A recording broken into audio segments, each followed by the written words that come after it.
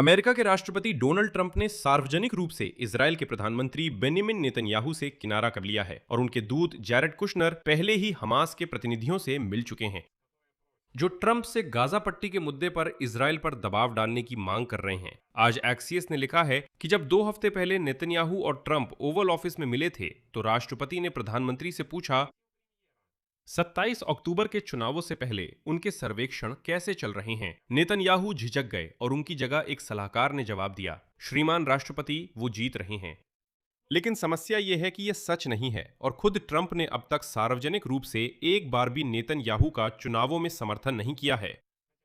हालांकि पत्रकारों ने पिछले कुछ हफ्तों में ट्रंप से इस बारे में 4 बार पूछा है और इसी दौरान खुद ट्रंप ने फॉक्स न्यूज चैनल को बताया कि वे इजरायल के चुनावों में दखल देना पसंद नहीं करते। आगे उनकी बात है, मुझे लगता है कि मेरे लिए सबसे उपयुक्त यही है कि मैं इजरायल के चुनावों में हिस्सा ना लूं, लेकिन मैं किसी का समर्थन कर सकता हूं। जैसा कि आप जानते हैं, पहले ट्रंप को किसी भी उम्मीदवार का समर्थन करने से कोई नहीं रोकता था। उदाहरण के लिए हावियर मिलेई को अर्जेंटीना में या विक्टर ऑर्बान को हंगरी में, उन्हें कभी कोई चीज नहीं रोकती थी। लेकिन अब वे अचानक कह रहे हैं कि मैं तटस्थ रहूंगा और सभी को उम्मीद थी कि ट्रंप अंत में नेतन्याहू का समर्थन करेंगे। इस एपिसोड में हम समझेंगे कि वास्तव में दोनों नेताओं के बीच क्या हो रहा है और गाजा पट्टी को लेकर कौन सी बातचीत चल रही है, क्योंकि ये मुद्दा भी अब सक्रिय हो गया है।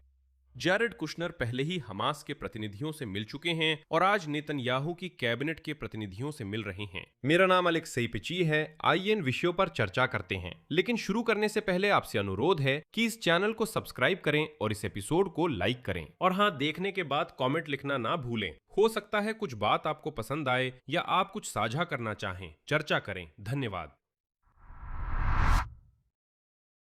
तो चलिए उन आंकड़ों से शुरू करते हैं जो डोनाल्ड ट्रंप की सतर्कता को समझाते हैं। सर्वेक्षणों के अनुसार वर्तमान नेतन्याहू गठबंधन को कनेसेट में 49 से 53 सीटें मिल रही हैं। ये अभी के 68 सीटों से काफी कम है जो उनके पास फिलहाल हैं, और ये 61 सीटों से भी कम है जो सरकार बनाने के लिए जरूरी होती हैं। विपक्षी पार्टियां इसके विपरीत 67 से 70 सीटें हासिल कर रही हैं, और यही है नेतन्याहू के मुख्य प्रतिद्वंदी इजरायली सेना के पूर्व जनरल स्टाफ प्रमुख गादी आइजनकोट ज्यादातर सर्वेक्षणों में भरोसे के मामले में उनसे आगे हैं। इसके बावजूद नेतन्याहू के लिए जीतना जरूरी नहीं है। सच कहूं तो उन्हें बस हारना नहीं चाहिए, इतना ही काफी है। उनका मुख्य उद्देश्य अभी इतना वोट हासिल करना है कि विरोधी इजरायल की अरब पार्टियों के समर्थन के बिना सरकार ना बना सकें। अगर किसी भी पक्ष को बहुमत नहीं मिलता है तो नेतन्याहू कार्यवाहक प्रधानमंत्री बने रहेंगे और नए चुनावों तक कुछ महीनों के लिए पद पर बने रहेंगे, और इस तरह की स्थिति अभी पूरी तरह से संभव है।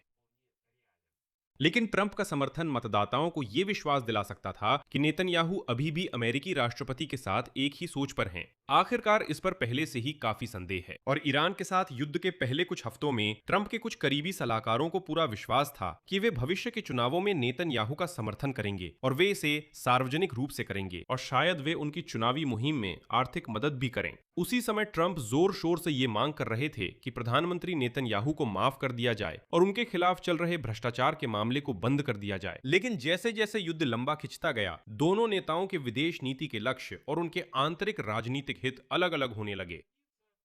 स्थिति बदल गई। पिछले 3 महीनों में उनके बीच मतभेद बढ़ते गए। ये मतभेद सिर्फ ईरान को लेकर ही नहीं, बल्कि लेबनान और गाजा पट्टी को लेकर भी हैं। उनके संबंधों को और तनावपूर्ण बढ़ाने वाली आखिरी घटना थी नेतन्याहू द्वारा डोनाल्ड ट्रंप की शांति परिषद की योजना को सार्वजनिक रूप से ठुकराना, जिसमें गाजा पट्टी में हमास को निरस्त्र करने की बात थी। इस विषय पर मेरा एक अलग एपिसोड यहाँ यूट्यूब चैनल पर था, ताकि आप सभी शर्तों को समझ सकें। इसलिए अगर आपने वो मिस कर दिया है तो जाकर देखिए, और बेहतर होगा कि चैनल को सब्सक्राइब करें और बेल आइकन दबाएं ताकि कोई भी एपिसोड मिस ना हो। और अब व्हाइट हाउस के एक उच्च पदस्थ अधिकारी ने कहा कि वहां नेतन्याहू के इस बयान को चुनावी चाल के रूप में देखा गया, न कि एक वास्तविक राजनीतिक स्थिति के रूप में। आगे उद्धरण है, हम बीबी की राजनीतिक जरूरतों को समझते हैं, हमें इससे कोई समस्या नहीं है जब तक वो वही करता है जो हम उससे चाहते हैं, खासकर जब बात गाजा सेक्टर पर हमलों को सीमित करने की हो।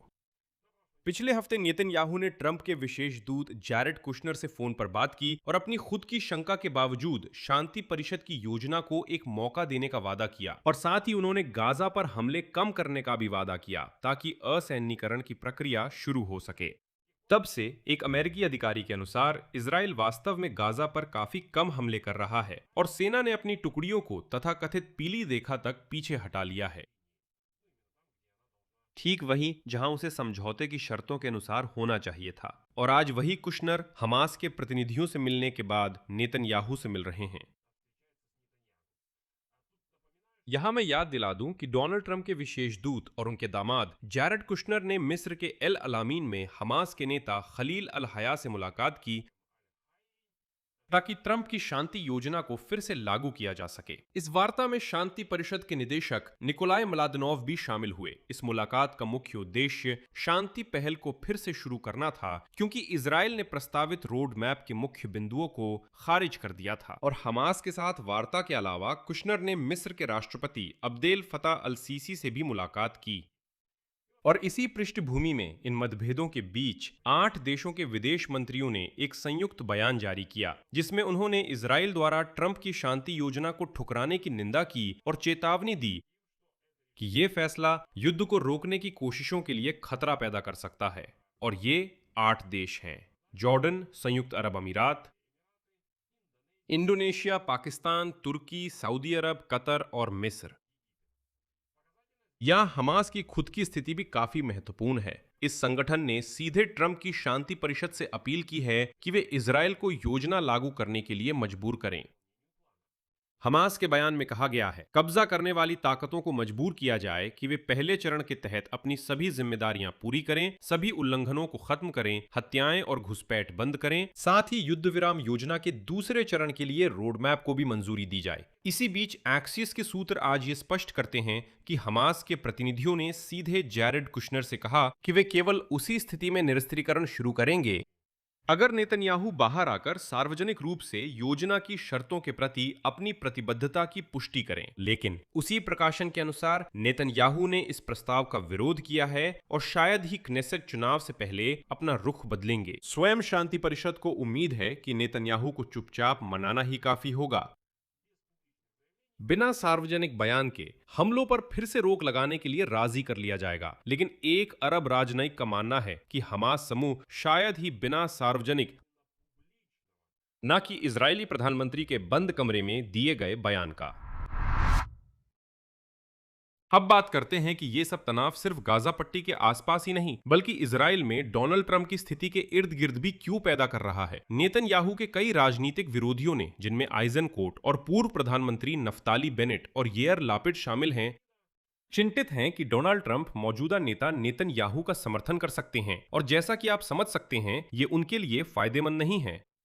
विपक्षी राजनेताओं ने साझा दोस्तों, दाताओं और अन्य सहयोगियों के जरिए डोनाल्ड ट्रंप और उनकी टीम को पर्दे के पीछे संदेश भेजे हैं, जिसमें उनसे तटस्थ रहने की अपील की गई है।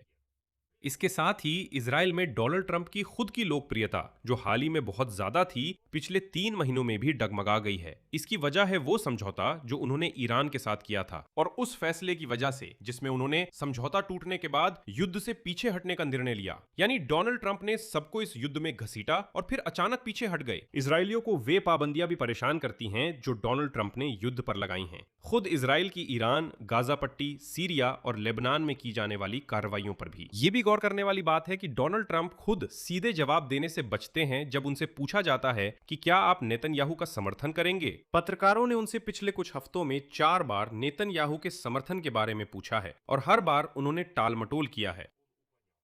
हाल ही के कुछ इंटरव्यू में डोनाल्ड ट्रंप ने नेतन्याहू की तारीफ की है कि वो एक युद्ध काल में बेहतरीन प्रधानमंत्री हैं, लेकिन हर बार वो उनके बारे में ऐसे बोलते हैं जैसे वो अतीत की बात हो, जैसे वो थे, उन्होंने किया, वो कभी शानदार थे। और हालांकि इजरायली अधिकारियों के मुताबिक ट्रंप ने अपनी आखिरी मुलाकात के दौरान निजी तौर पर नेतन्याहू को माफी देने का मुद्दा उठाया था, लेकिन सार्वजनिक रूप से उन्होंने इस विषय को कई महीनों से नहीं छेड़ा है।